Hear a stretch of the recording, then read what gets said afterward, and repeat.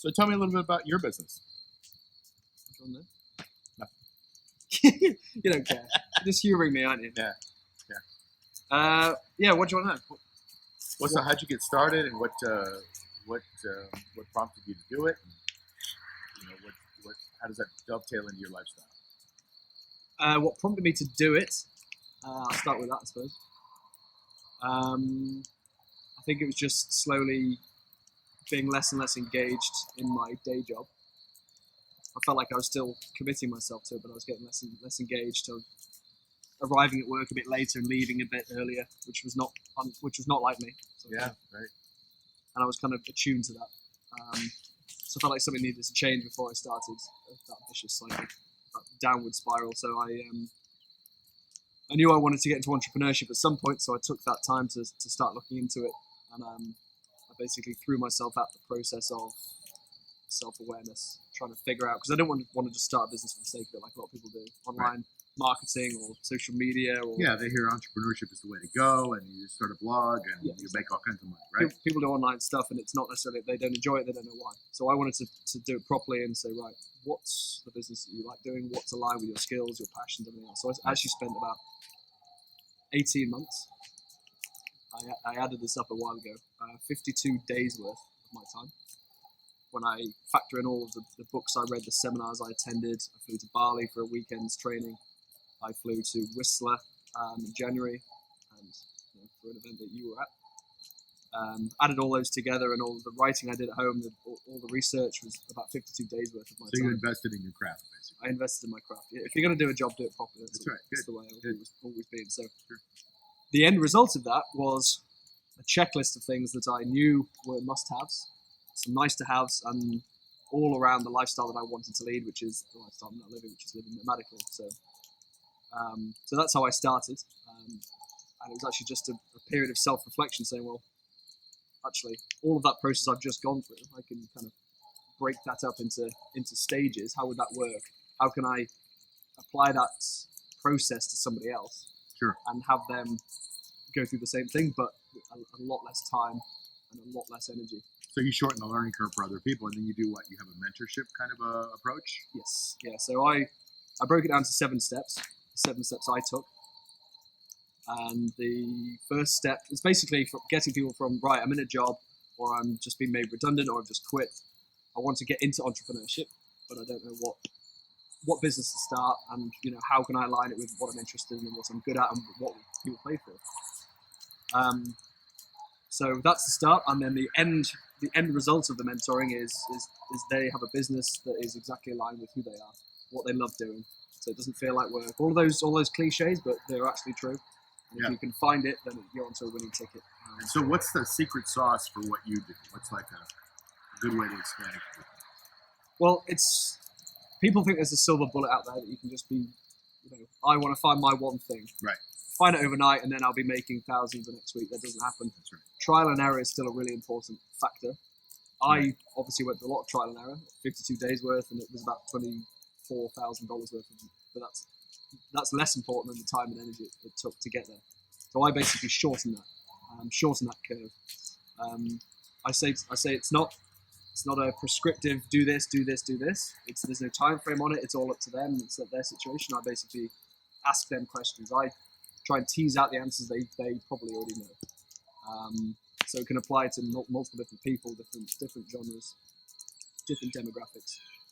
But it's basically, I say, and I heard this the other day actually, and I thought I'd steal it. It's I can't give you a map, but I can give you a compass. So the end destination is somewhere over there. Right. I'm just going to basically eliminate certain jobs, certain types of things, certain careers, certain businesses that won't work based on the tools and resources that we can work through together. Yeah. Say, here's your personality. If you try this, it probably won't work. You're not going to be in your flow state. You're not going to be loving what you're doing. You're not going to be energized by it. So I basically narrow the gap, narrow the boundaries, and speed up that process. Who is your ideal client? Like the ideal person that just needs what you do, needs your services, and it's obviously worth what people pay to try to attain a lifestyle that is good for them, and maybe if they model you, that kind of thing. But who is really who you're going for?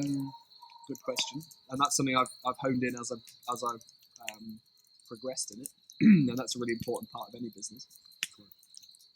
Firstly, a willingness to learn and an actual desire to change, because it will take a lot of work and a lot of time. Like everyone else, it's not a quick fix formula. You have to really, really, really want to make the change. Well, nothing worthwhile is not worth doing well. Exactly. And I can usually find that out within the first call. The first pre-discussion we have before they sign up or not, I can tell if they really want it or not. Okay. So that's a number one. Secondly, they are usually in the position, or nearly all of them in the position, where they're not adding as much value as they think they can do. They think the business, they might be in a business already, or they might be in a career that they are unfulfilled.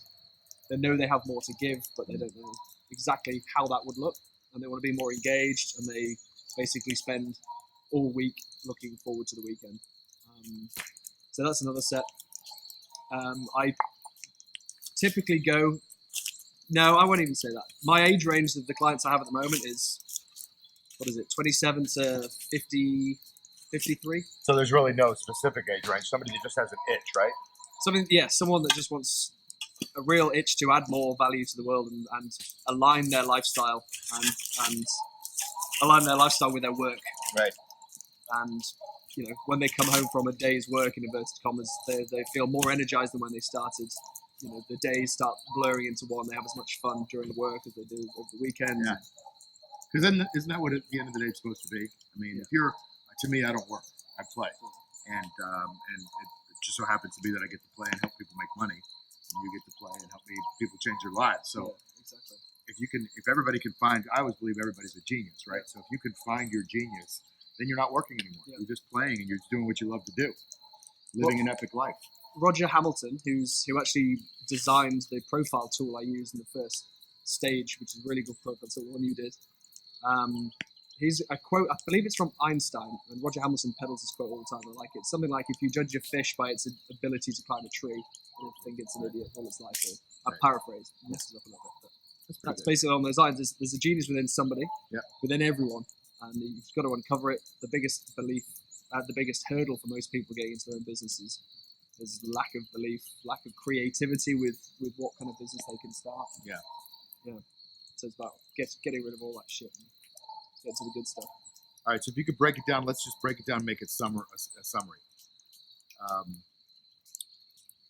What do you do? How do you do it? And what are the results you get? Just quick.